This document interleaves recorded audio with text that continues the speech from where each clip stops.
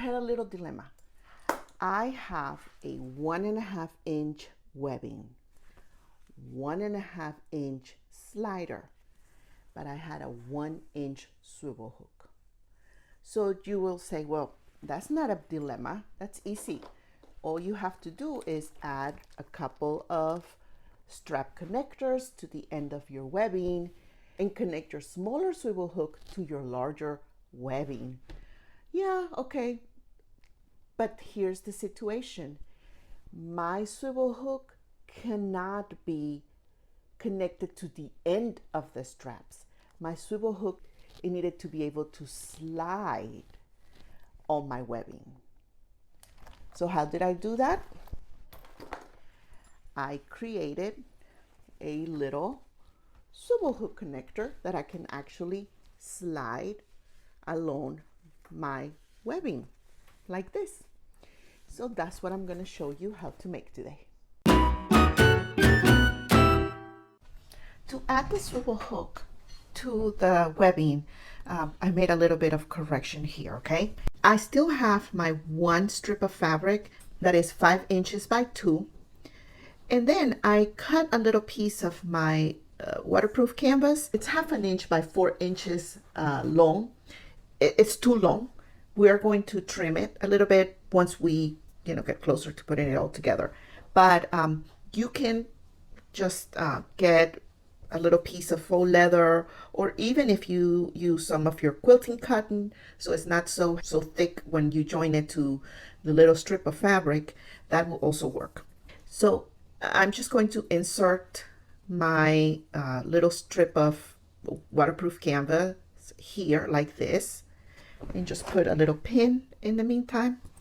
And then, we're going to fold this into 4s. So I use my hot iron and some heavy starch for that, so that I can easily mark the creases. So I mark the center crease by taking the iron like this, and then I take the long raw edges and move the fabric towards the center and fold it again. Okay, so there you have it. So now what we're going to do is that we're going to join this right sides together first, and you're going to use a 1/4 inch seam allowance is good.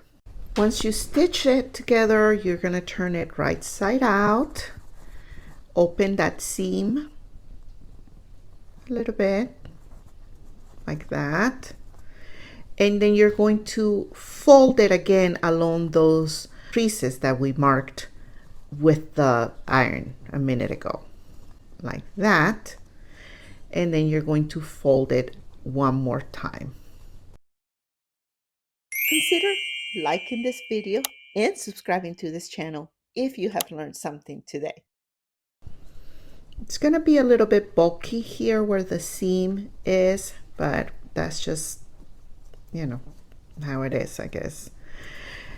Next, you're going to take your little piece of fabric here with your swivel hook, and really all we need is 1/2 inch or 1/4, 1/2 inch right there, like that. So we're just gonna measure it, eyeballing it, and I'm just gonna cut it right there. Then we're going to insert this in that seam opening right there. Okay, and you can use a clip, a wonder clip or something to hold it in place.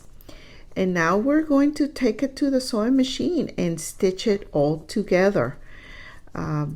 I would probably open the seam a little more again because it got close to it. If you don't open the seam, it will get really bulky. So I feel like it opened up, it closed there. So I need to open it again. That way it's a little bit less bulky. That feels better.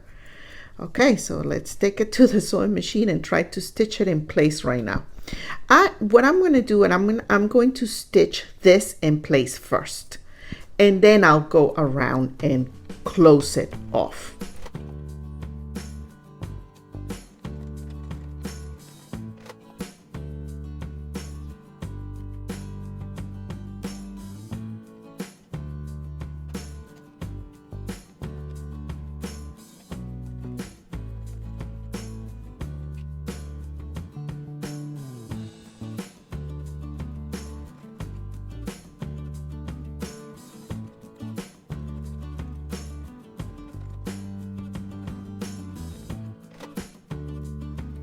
So we stitch together the area where the opening is, and now I'm just going to stitch the other side. And I start where after the seam, so it's less bulky.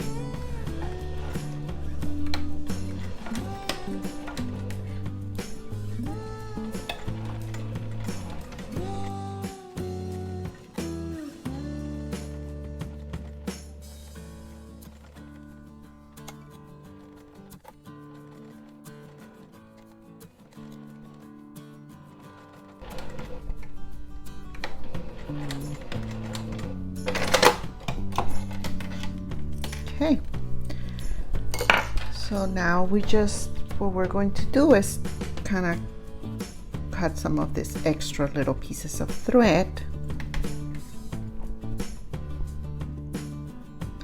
And now we have our swivel hook holder here.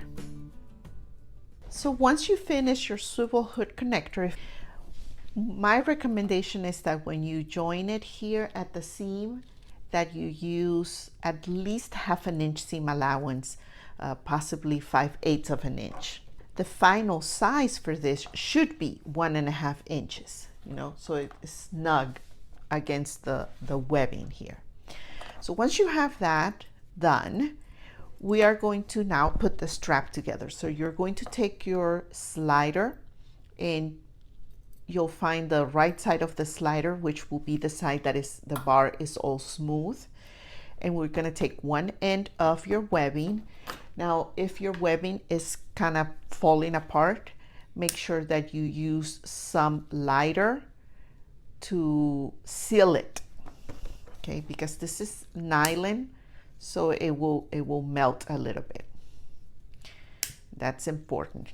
You don't want this to come apart after being in use. So make sure that you do this step. Okay, don't touch it, because okay, perfect.